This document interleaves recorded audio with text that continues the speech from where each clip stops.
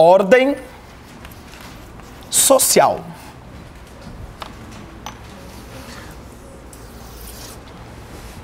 Preciso que você veja o seguinte, que você tenha essa consciência.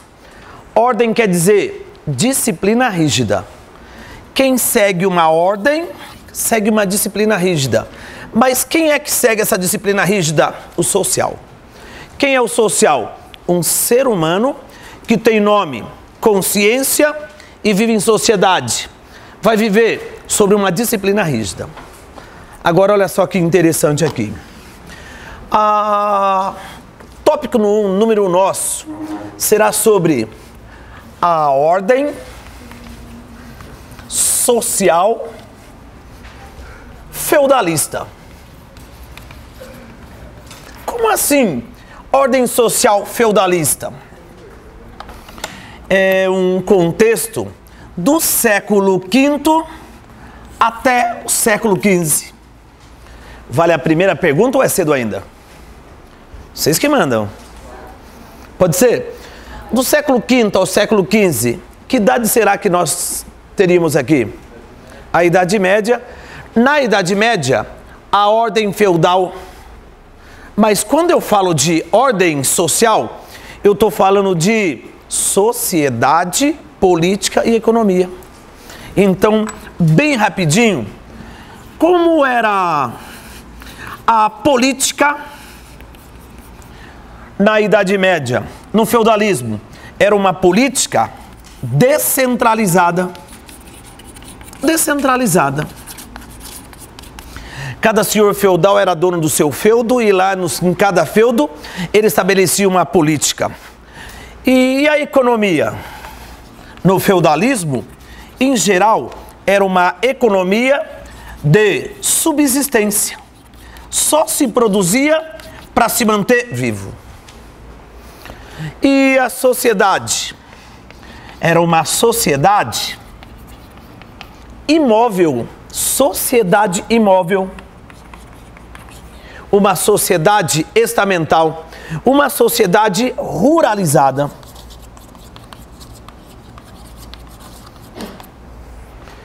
Você permite que eu passe a composição social ali do outro lado? Olha, que coisa mais linda. Olha que coisa mais linda. Essa sociedade, ela é composta pelo clero, pela nobreza e pelo povo. Como assim? Imóvel. Nasce povo, morre povo. Nasce nobre, morre nobre. Nasce clero, morre clero. Vixe, é de nascença, de nascença. O povo casa com o povo, o nobre casa com o nobre e o clero não casa.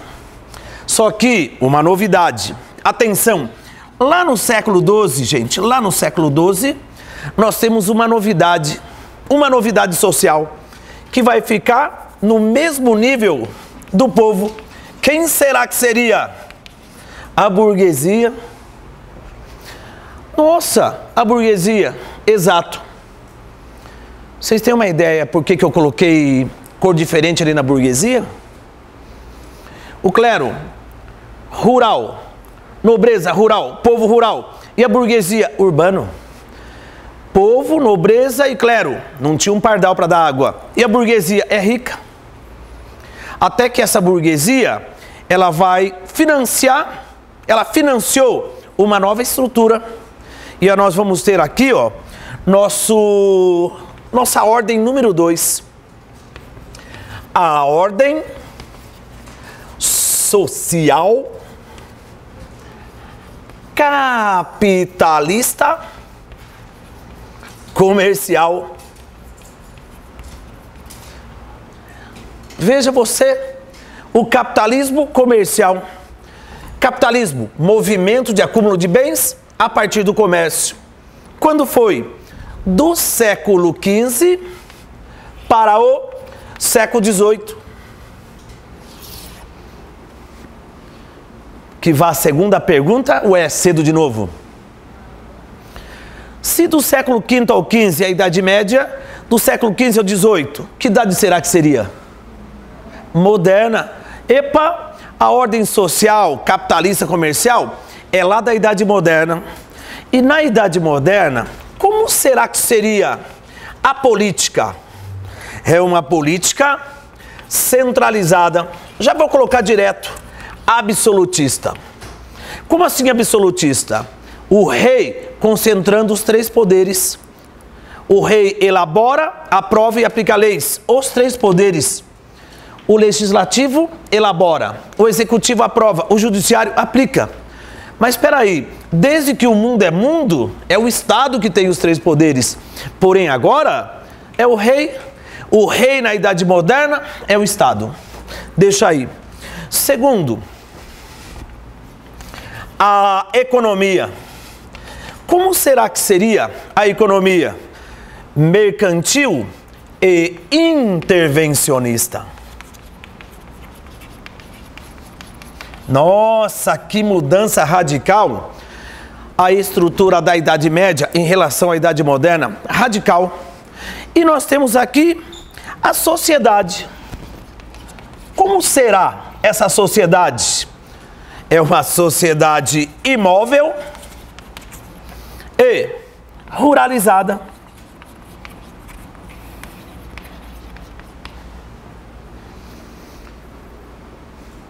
E aí, o que você me diz?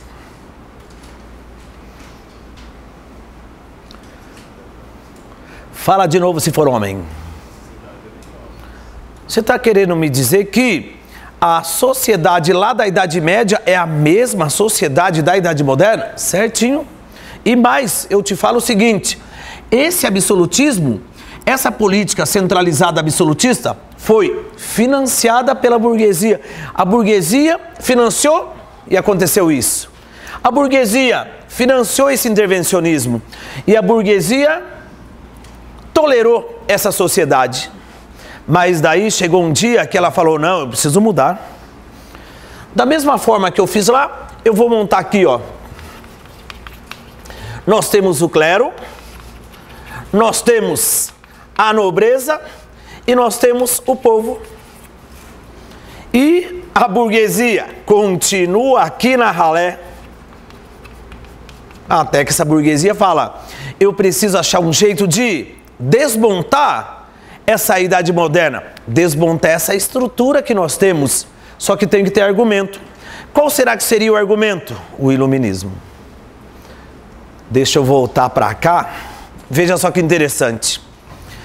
A passagem dessa estrutura feudal para aquela estrutura se deu pelo Renascimento. O Renascimento empurrou o europeu da Idade Média em relação à Idade Moderna. E agora nós temos que tirar essa Idade Moderna, fazer ela se tornar mais contemporânea, muito mais atual. E ela é chamada de moderna também. Moderna porque vive valores da antiguidade. Valores lá da Idade Antiga sumiram na Idade Média, voltaram na Idade Moderna, por isso que a moderna chama-se moderna. Mas tem um pormenor muito grave. A Idade Moderna, ela possui exatamente o quê? Uma composição social da Idade Média, do feudalismo. Embora sendo capitalismo comercial, o comércio como gerador de riquezas, nós temos aqui um padrão social medieval.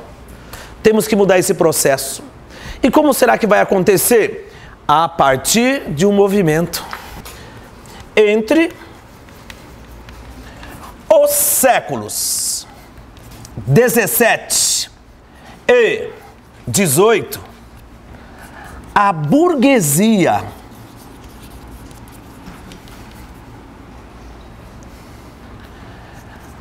pelo movimento iluminista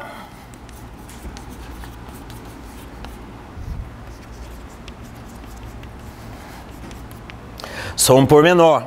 Esse movimento iluminista combatia a estrutura da Idade Moderna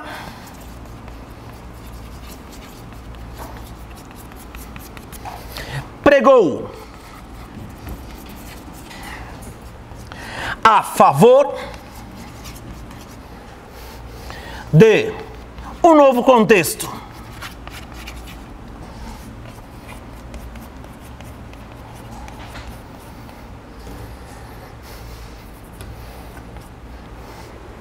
Que interessante, século XVII, século XVIII, a burguesia, pelo movimento iluminista, ela vai exigir uma nova estrutura. Ela não quer mais a Idade Moderna. Em função do padrão social da Idade Moderna, não quer. Ela quer uma estrutura social mais atual. E como será? Simples, simples.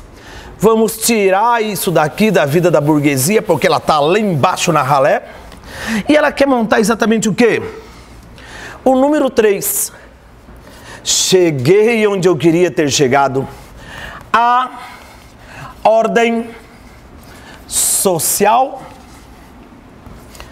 capitalista industrial.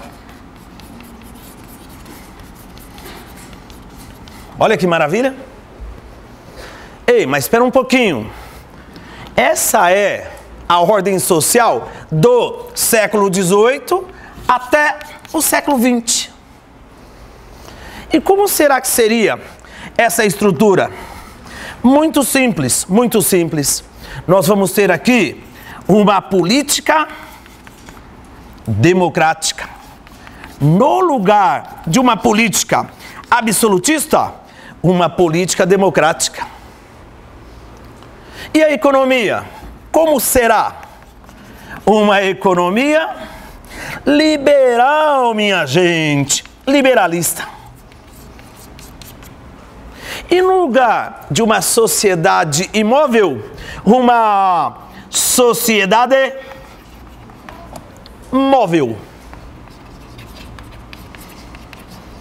E urbanizada.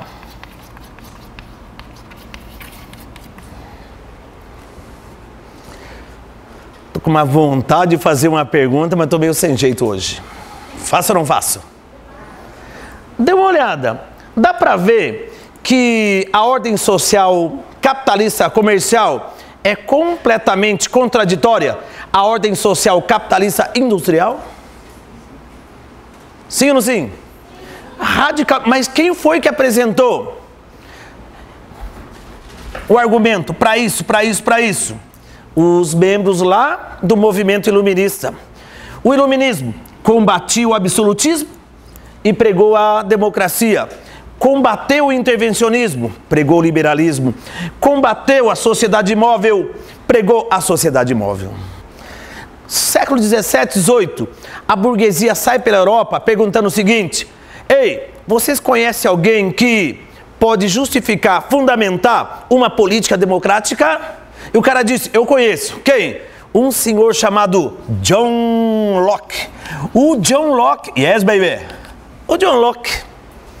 Vocês conhecem alguém que pode fundamentar a economia liberalista? E o cara disse: eu conheço. Quem? Adam Smith. Muito bem, quem falou aí? E vocês conhecem alguém que pode justificar uma sociedade móvel urbanizada? Sim, J. Rousseau. Gente, olha que coisa mais fantástica. A estrutura, a política, a economia, a sociedade do capitalismo industrial, ela não é por acaso. Não. Procuraram uma justificativa democrática, encontraram. Procuraram uma justificativa para que a economia ficasse liberal, não intervencionista, contra o intervencionismo. E procuraram também uma justificativa para ela ser móvel, urbanizada, e acharam Rousseau. Que fantástico, hein? Então, peraí, para os marxistas, essa estrutura do capitalismo industrial, ela foi proposital. Pensada, repensada, trepensada, discutida, implantada exatamente isso. O Locke, ele tem um discurso muito legal a favor da democracia. E Adam Smith, muito a favor do liberalismo. E Rousseau, da sociedade móvel. E esses três, eles têm um fundamento muito interessante. O quê? O trabalho e a questão da propriedade particular. Ei, mas trabalho, propriedade particular, ideologia, tá tudo ligado ao sistema capitalista mesmo, que é o capitalista industrial. Quando eu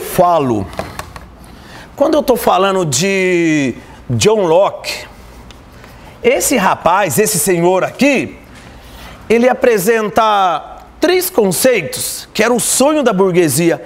O sonho da burguesia era isso. Primeiro, a ideia de trabalho.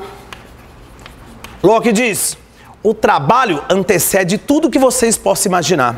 Inclusive, o trabalho antecede a propriedade particular. Mas o sonho da burguesia era alguém que tivesse esse discurso, e o Locke tem esse discurso burguês. Além do mais, o individualismo. Veja que interessante, o individualismo. Trabalho, propriedade particular, individualismo. O trabalho antecede a propriedade particular, que antecede o individualismo.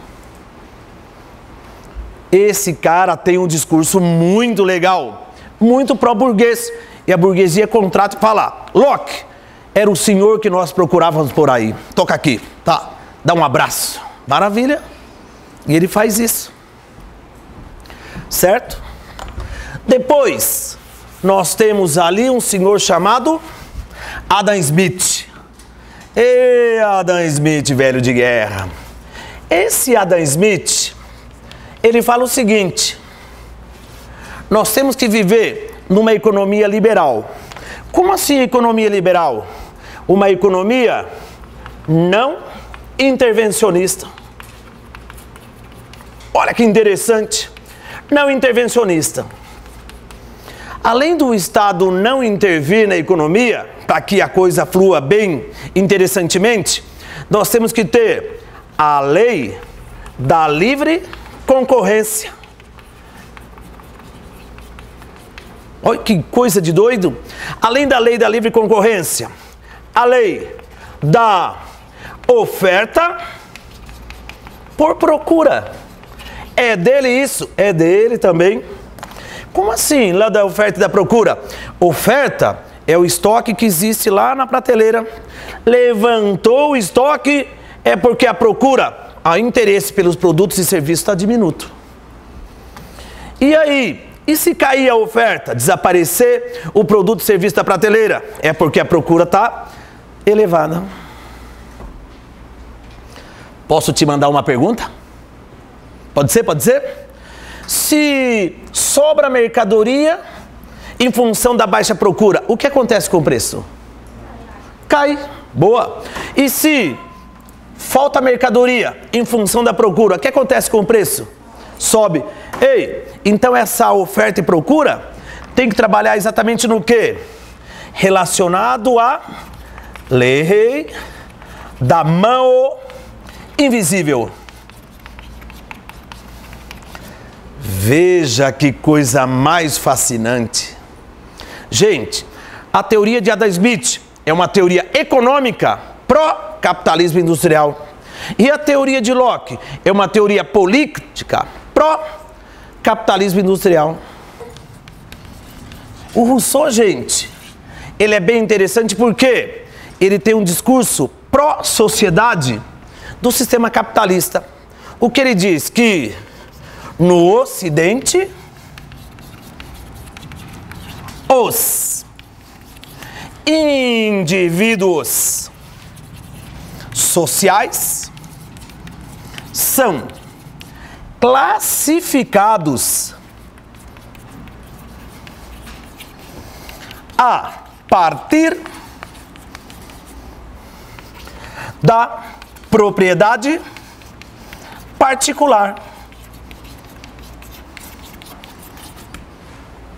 Isso é uma marca ocidental. Como assim? No Ocidente, é a propriedade particular que classifica o homem. Aqueles que têm propriedade particular e aqueles que não têm. O Marx usou o mesminho discursos que tem os que não têm. E o Weber? os que têm, os que não têm, os que terão a propriedade particular. Só que para ele tem uma relação marcante. A propriedade particular, ela aponta para um grave problema que ele considerou, Marx também, relacionado à desigualdade social.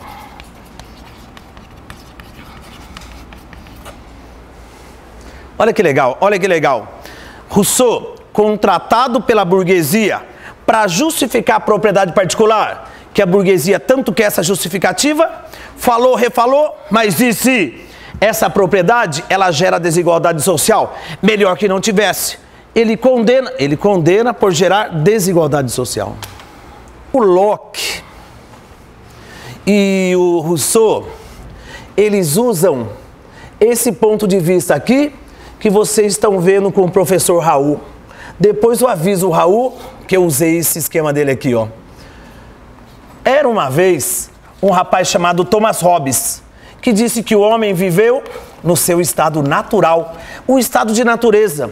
Assim como as árvores, os rios, as pedras, florestas estão soltos na natureza, o ser humano também solto na natureza. E esse homem solto na natureza é o homem primitivo. Por quê? Porque ele vive num mundo sem autoridade. Olha, gente, que legal! Já pensou? O mundo sem autoridade? Ninguém acima de você, ninguém abaixo, todo mundo no mesmo nível. Lá na época de Adão e Eva, ninguém tomava banho, ninguém cortava cabelo, ninguém aparava a barba, ninguém usava roupa, ninguém cortava unha, era uma beleza. O homem primitivo. Só que, nesse mundo sem autoridade, os homens resolviam entre si as questões de direitos naturais. Ponto. Quais são os direitos naturais? Vida, liberdade, felicidade, e eles vão encaixar a propriedade também. Mas com o giz branco, tudo é Hobbes, tudo é Hobbes. Um dia, cansado de ter que resolver seus problemas de direitos naturais, por não ter autoridade, o homem disse, eu quero deixar de ser primitivo, sem autoridade sobre minha cabeça. Eu quero um mundo com autoridade. E aí? Reconheceu a autoridade de um rei. Quando o homem, após o homem reconhecer a autoridade do rei, os reis resolviam as questões de direitos naturais dos homens. Que fantástico! A partir desse momento, existe o Estado. E o homem vai viver num Estado organizado. Vivendo num Estado organizado, ele se torna civilizado. E ele passa a viver num Estado político ou civil. Esse quadro todo de branco aí é o modo de pensar do Hobbes. E o Hobbes dizia que um mundo sem autoridade era um mundo de guerra. Do homem contra o homem sendo lobo do próprio homem. Para não viver mais nesse mundo de caos, ele reconheceu a autoridade do homem, de um rei, porque ele queria viver em paz. A partir desse painel, o Locke pega um giz amarelo e diz o seguinte: no estado natural, primitivo, sem autoridade, quando os homens resolviam as questões de direito naturais entre si, os homens viviam em paz, dizia o Locke. Mas daí, com a autoridade, se tornou civilizado, aí ele passou a viver em guerra. Hobbes em giz branco, Locke em giz amarelo.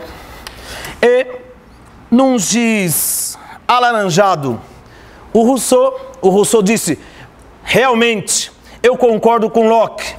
O homem primitivo viveu em paz e o homem civilizado viveu em guerra. Locke e Rousseau têm essa ideia contrária de Hobbes. Agora eu vou te falar uma coisa extremamente importante, extremamente. Quando o Hobbes faz esse discurso, ele diz: ao reconhecer a autoridade de um rei, nasce o Estado. Fui claro? E o Locke e Rousseau, ao reconhecer a autoridade, ao ter o Estado civilizado, nasce a sociedade.